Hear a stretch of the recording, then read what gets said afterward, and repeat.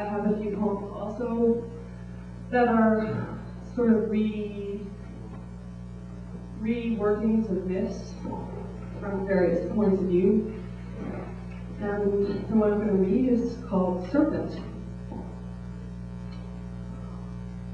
All day you tramp the garden, calling things by name.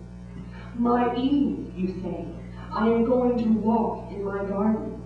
My Eve, I am going to talk with my God.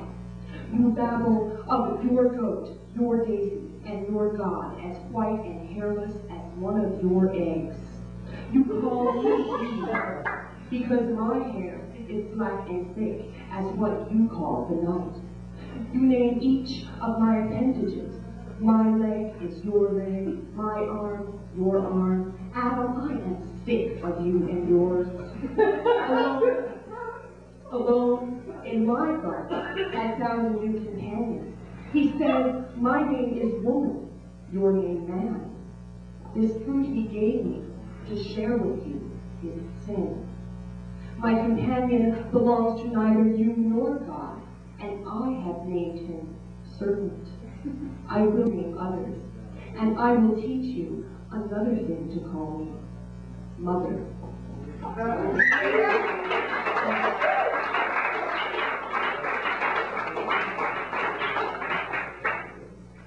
This poem, a more serious poem, it deals with a myth, but not a particular myth, as in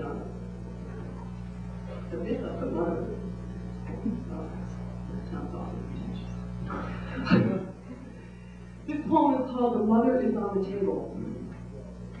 It's in 3 parts.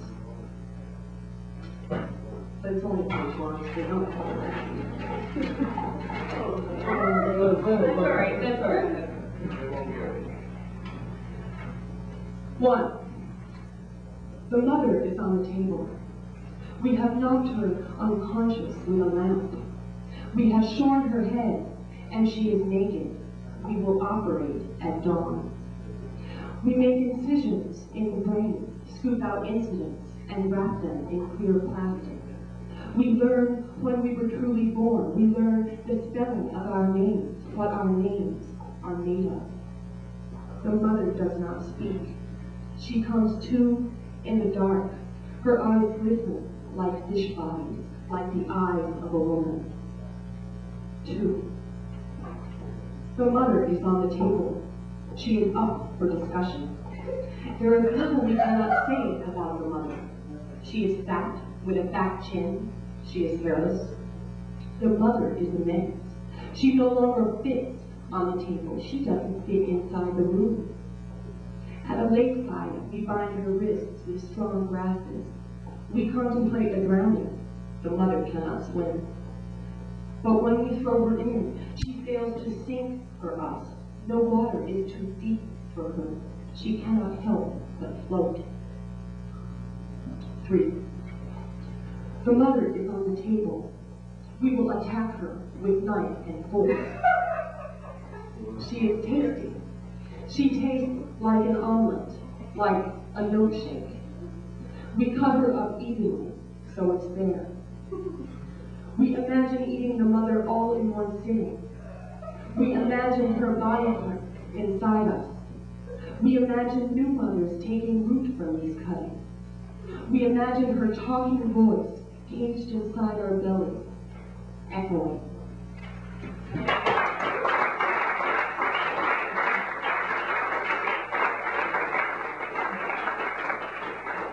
Thank you. Let's see what.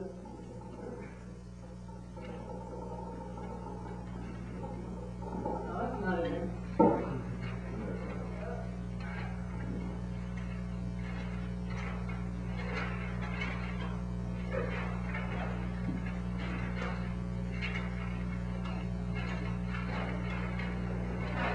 Okay, sorry about that.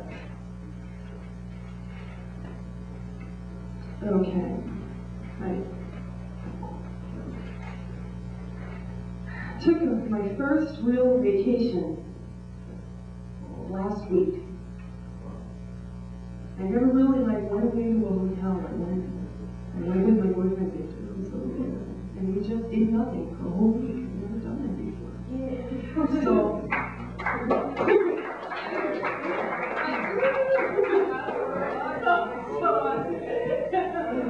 anyway, this poem is not about that vacation, but it was about an imagined vacation that when I never really had one, so you read that. Vacation. We found a new place to travel to. The sea was rough green silk and still.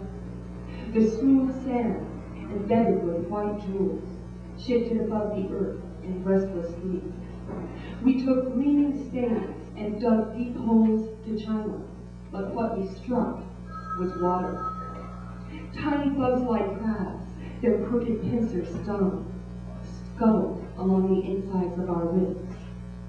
So we started little landslides. We buried them alive.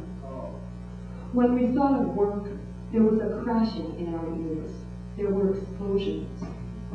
We leaned on dunes and tasted salt against our tongues and smelled the ends of all things and the smell of fish.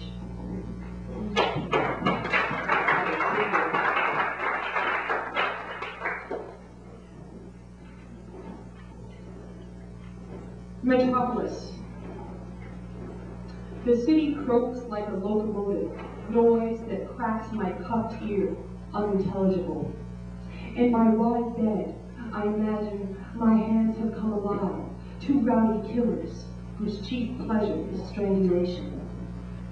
On the river, churning with old chemicals, used condoms, broken heads of dolls, creatures downed with feathery fur are victimized by children throwing rocks. Old men lie in doorways swathed by newspapers so full of grim events that tragedy seems comic. Little birds like nighthawks swoop down to crap on headlines. Citizens male and female run through mazes of rich sidewalk draped in jersey. They run, ignoring pain that whistles through their flesh like wind, as if chased by furies, although nothing's at their back but dwindling air. At night, in every house, a glowing television murders darkness. This is the world we live in. We sit transfixed before lit boxes. We run from nothing. We kill what's easy. We're born for death. We never sleep alone.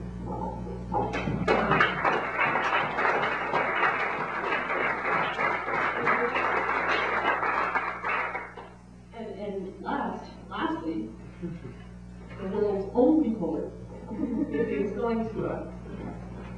I'm going to read how we continue. It sounds strange for a last poet, I guess. How we continue.